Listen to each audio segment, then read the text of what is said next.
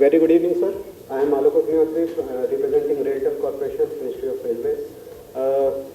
As such, sir, due to last entry, says name is not represented in the form. Request you to just write the category, which is the innovation in telecom infrastructure that we are participating in by Railtel Corporation. Well, sir, just 2 minutes on the company. As you would already you would be aware of, Railtel is a part of the Ministry of Railways, which wherein we are providing the optic fiber cable all along the railway track, and we are basically into the carrier domain. Of course, now we are also coming into the enterprise and the other segments as well. And as such, we are the fifth largest telecom infrastructure provider in terms of the OFC cable that we have lit in the country, and lot of customers, right from the telcos to the government and enterprises, banks are now our customers. And this is the network, sir, on the basis like 40,000 kilometers is what we have laid out of the line lines that you see, and on which we have enabled all the DWDMs, ST64 kind of links. As such, this network you would be aware of, like it's quite small in terms of the other operators that are there in the country, but the extensivity of the network is judged by the fact that this network is able to reach more than 60% of the village panchayat level within the 10 kilometers of its radius. Now that is something which is driving the mobile operators or the other service providers to use this kind of infrastructure. We have connected over 4,000 cities and towns on this network. I will just skip through, sir. I will come on to the infrastructure side. There are 2-3 projects that we are doing on the basis of this huge infrastructure. One of this is, of course, the NKN that you would be aware of, and Railtel is part of this project apart from BSNL, NIC, and PGCIL. We are doing something like 40% of the links of the NKN. So the main part of this particular project that we are showcasing is that it is one of the first kind of the project that has been done on a completely different business model altogether within the government domain. Here we are providing 10G core links, distribution links are 2.5G. The kind of capacity that we are talking of was not, within government domain, it was not being talked of as the point of time when this was being initiated as such.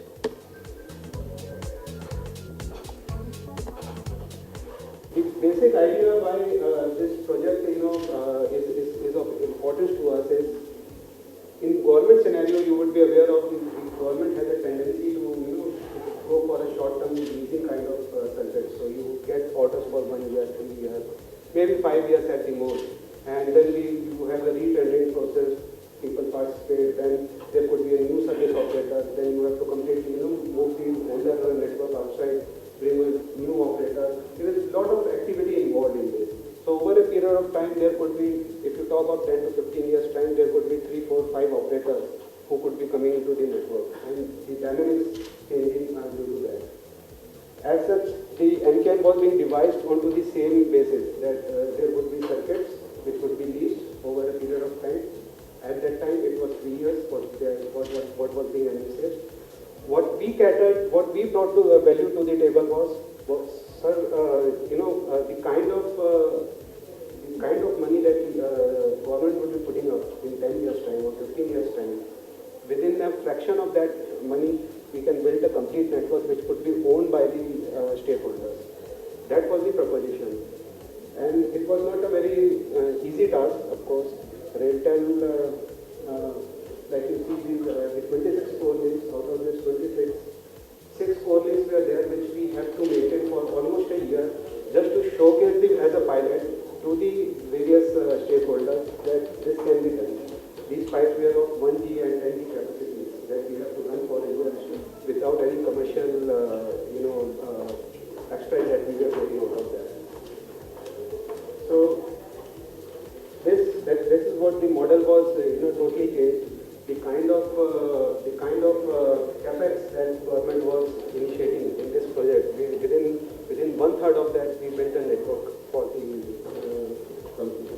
Of course, there were other players which later on joined us in that.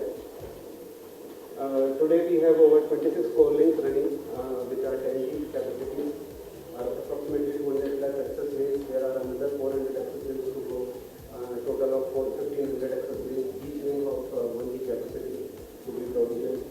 And the network, this is basically a underlying network. The second network is on top of it, which is being done by NICS. But this is the basic infrastructure what we are creating in the country. And it actually, this project is of more importance because it is for the knowledge society. It is for the students. It is for the upcoming, the future of this country. Now, there was a person here saying that even in school there is not enough connectivity requirement or something like that. And I tell you that it is not better even in colleges as such or universities. And if you talk of providing a 10 Mbps, 20 Mbps or even 100 Mbps kind of connectivity, it is not sufficient to run the kind of applications, the kind of content generation that is happening. Since morning we are seeing there are a lot of contents that is available, but there has to be a network which could provide it. So, how the innovation came about, the kind of course, the kind of collaboration that it provides to the knowledge institutions. There are a lot of, there are various institutions, right from IIMs to IITs to scientific institutions to R&D institutions being connected onto a single platform. Now, earlier people from one institute, was not able to see what kind of experiments are being conducted in another institute. The only thing that they had is to go to the libraries to see the reports and all those stuff. But now those contents are online. It's real time that what they can see using this network. Another collaboration is on this operators, where we are collaborating with other operators to create a single network infrastructure in the country for this for the NKN project. And there are another 20,000 colleges. Now this project under phase 1 is for 1,500 institutions, which are senior institutions, but there are more than 20,000 colleges from various streams that can be plugged into this network at any point of time.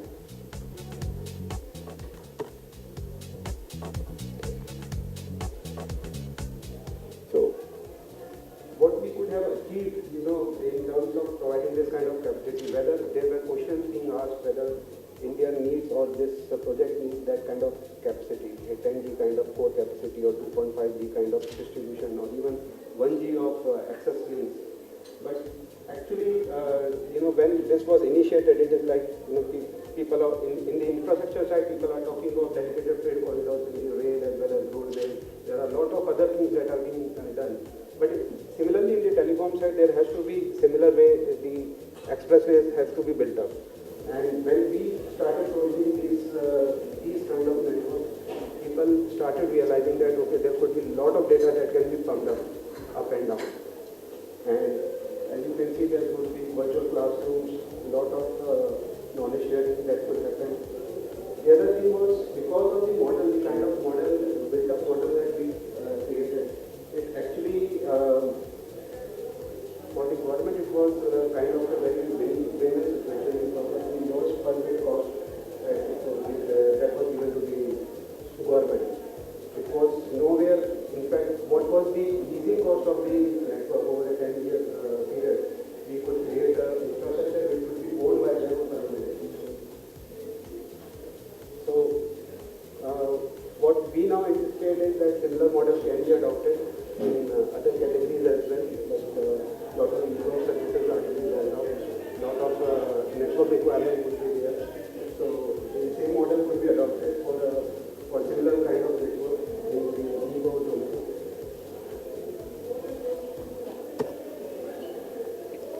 The other project that we are doing is in the Northeast, sir. Now, this is also a very wonderful project and altogether a very different thing for RailTel as such. As you would be aware, there is not much of a railway line within the Northeast state except for the Assam area. And it was actually a challenge for us to go into this region as such. It was actually a tender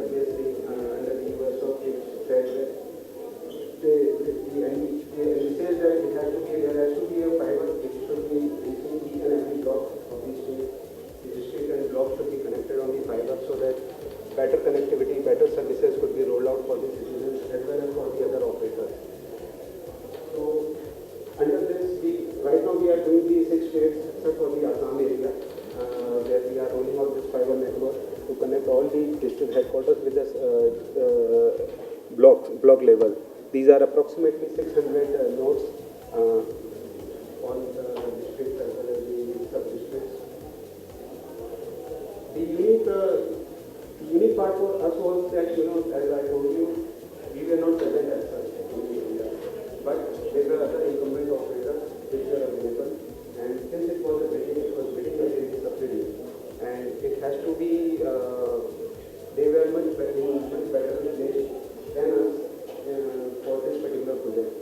But there was a different, altogether a different proposition that we thought of at that point of time, which probably the incumbents could not think of, which was again collaboration. We raised it as such, you would be aware of that, we are not into the direct competition with any other service operator, at least in the time. And most of them are our customers. So we have a fairly neutral approach towards all the operators. And that gave us the strength to go all out into this and ensure that all the operators, whoever are having the opportunity, would be leveraged within the project itself. So even if what was envisaged by the USOF, we could, with the help of the other operators, with the collaboration that we envisaged, it was possible for us to get this project as such for us. And now we are all up and running. The network is being rolled out in the state using the unifiers that we are in as well as the fibers by the other operators as well. So what we got out of that was that we were able to reduce our capex for the whole project as such. Secondly, the other operators are able to get the kind of redundancies that could be achieved within in the northeast area as such, because most of the links that they provided by them, most of them are originally at whether it's any of the operators. So they were getting the redundancies available. Government as such are now getting a very good network, which is a ring-based, it's a purely ring-based topology network, a normal infrastructure kind of scenario, OFC. So the same network now can be extended for the NYSN project that is coming up. So it can be extended to all the 9,000 ground that are available within the Northeast state. And there is a e-go services which can be rolled out onto this network by simply having the switching network on top of that.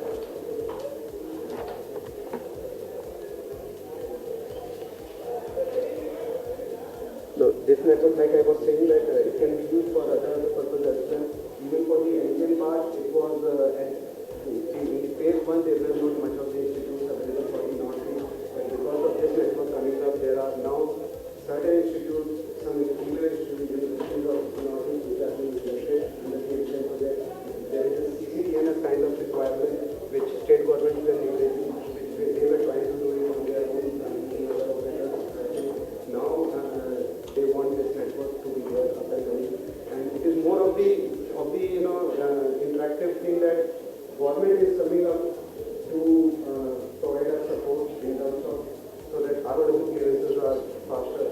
This network can be implemented much faster, and they are helping us to identify whether it has to be an underground or an overhead, all those things.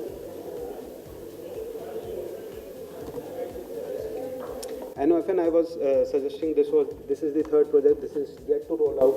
We have already done a small pilot of 18 panchayat 6 months back, where we connected 18 panchayats across India and brought them to the central India. And it's a generic one-side presentation saying that this project is again being done on the same pattern that we have done on the NKLSA. The collaboration of BSF, initial and rental on a cost-based methodology, where only the incremental fiber is being laid, the existing fiber resources we are sharing among ourselves. Sir, in nutshell, Airtel is a small organization. We are only 300, 350 people organization. Only 40,000 kilometers kind of fiber network. But yes, we would be small enough.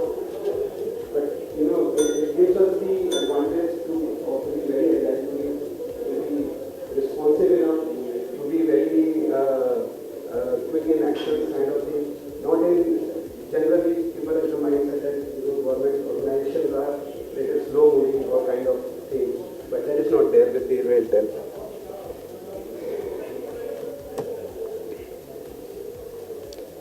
Thank you, sir. Sir, any questions on the infrastructure or? When you initially started rolling out, basically you were in the business of rolling out connectivity and core network. And yes, so when it has started?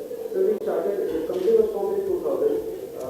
At that point of time, Railway had something like 5,000 kilometers of fiber cable. By 2000, by this year we have now reached 40,000 kilometers. There is still another 15,000 kilometers to go for to cover the entire railway network. And we had out of the 6,000 stations, we have already covered 4,000 stations. That gives us the advantage that every 10 kilometers we never pop, we have a fiber pop available. That is the real advantage that is being driven out of this kind of infrastructure. So inception started at 2000. Commercial, the rollout started immediately from 2000. There was certain work already going on which we took over that. At that time, it was a small organization of hardly 50 people. Slowly we grew upon. By 2005, most of the premier cities were covered by 2005, and which was like I think around 22,000 kilometers of fiber cable. And over a period of time now we have completed 40,000 kilometers. Since you are a government organization and you are backing up huge use of funds that are lying out, I feel that the rollout span is longer than. We don't have any resources, full line. Whatever infrastructure is created, every single penny is of Airtel. There is no government money, not even Ministry of Railways, except for the RW, not even as. No, for US of project, yes, it's money, but it will come only when I roll out the project. The infrastructure is in place, that is only when it is still my money that is going into that. That was I am going to take. As you build the infrastructure, what about the content and the delivery and the interconnectivity with other? Sir, this would be an open infrastructure. It is there is already a prescribed rate by Ministry of by the DoT. On one rate, I have to give to the operator. I have to share it with me. The 70% capacity of this network will go to all every other operator. So that is shared. I cannot use it. Initiative and ICT, is that That is a different initiative. It is still, altogether we were pushing it again on the same line with the NTN. Yes. And we are actually still not happy the way it is being rolled out, the way it has been provisioned as such. And the 20,000 colleges that we are talking about, there is a certain portion which has been given to one company operator to roll out. And the smaller institutions have been left out of that particular project, I don't think. And now government wants that, okay, this needs to be connected and how it can be done. There are still discussions going on, whether it could be the same way other smaller institutions are being done, or could it be integrated into the NTN as per the NTN layout. So that is still going on. But we feel it could be one of the way. Every college or every individual or every RT is already there. So when you give the RT, you have to give all the infrastructure. It is not the piece of paper that you are giving to the student. So the last mile to the institution is Yes, exactly. We are taking to the last minute. Till the premises. you got the last states. There is general impression that in this country, so much of fiber optic has been laid, a lot of it is like unused. It's a conception in the main part of the country, not in the northeast. Because I agree with you. What you are doing is a good job. Yes. But what the rest of the country also you are doing everywhere, this the national broadband network which is